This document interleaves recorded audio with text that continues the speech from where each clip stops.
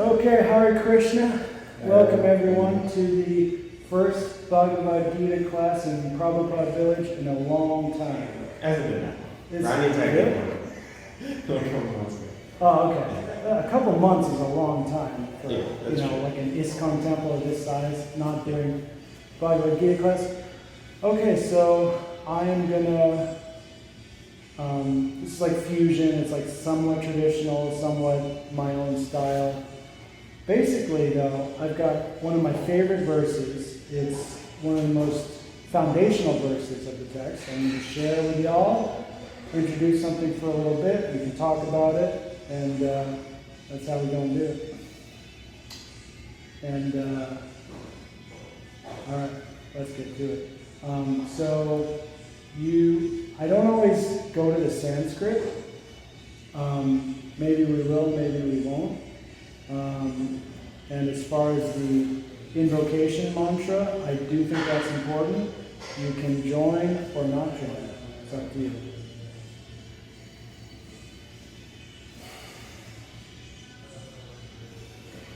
Om Namo Bhagavate Vasudevaya. Om Namo Bhagavate. Om Namo Bhagavate Vasudevaya.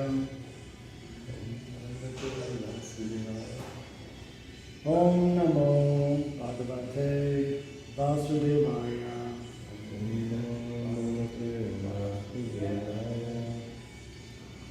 So, we will start with chapter 2, verse 48. The definition of yoga given to us by Sri Krishna.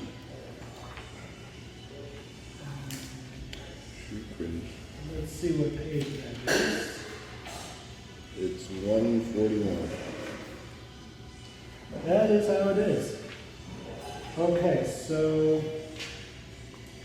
the way I read the Gita is I do what I call the colloquial English translation first, then the direct English translation second, and then the purport if I need to. I don't always read the purport because some of these are very straightforward. But I don't know, you can repeat after me, or let's just read the verse together in English on 142.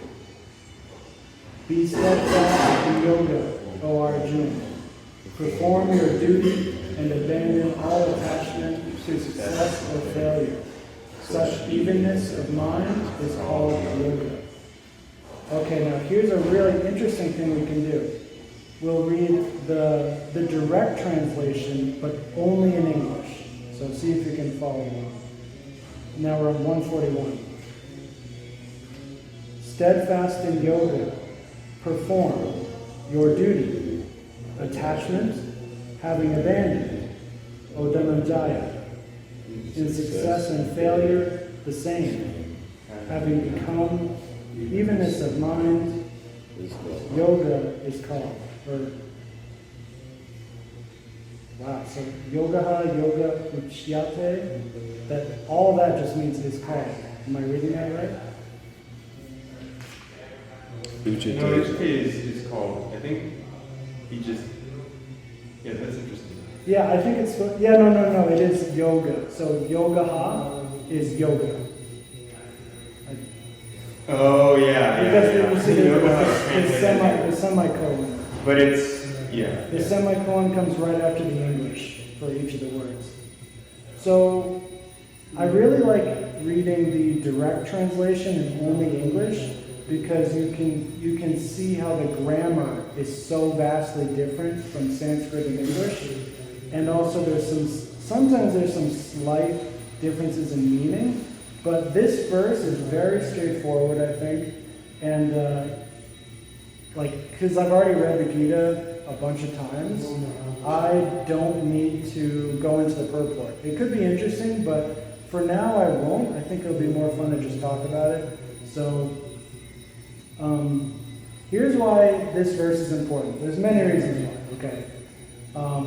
But this is one of those few verses where Krishna gives an explicit statement and an explicit definition for yoga, which is a critical fundamental word in like all of Hinduism, but all of the Bhagavad Gita, Srimad Bhagavatam, this word yoga keeps coming up. And so, and another reason this verse is unique is because you might remember in other verses, Krishna will give like many examples to explain something, like being equal in happiness and distress, and hot and cold, and this and that. He'll poetically, elaborate using many examples. But here, he just says one thing: do your duty and abandon all attachment to success or failure. That's it. That's yoga. Now, to me, that's actually Dharma. That's how I define Dharma as I practice it and as I've seen it being practiced in the East.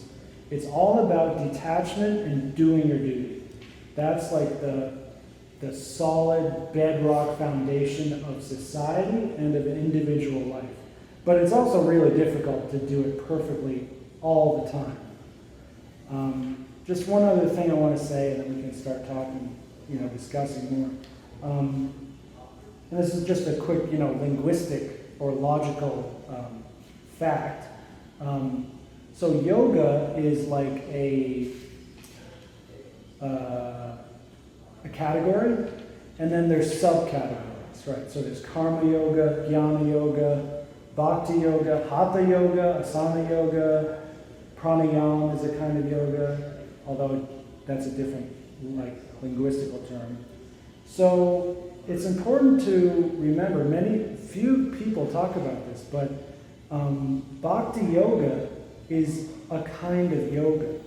So the foundation of bhakti yoga, just like the foundation of all other yogas, will be this doing the duty and detaching from the results. So that has to be there at the bottom, middle, and top of everything that we do. All of our sadhanas, all of our work, all of our karma, all of our action. If we want to be called yogis, or if we want to say that we are practicing yoga or dharma, then we have to just do what it is our duty is, and do our best to just do it. Meaning, don't be attached to, oh, I did a good job, now I get cake, or oh, I did a bad job, now I feel bad. Just doing our duty. That's the foundation. Okay, so that's all I have for now. Anyone want to say something?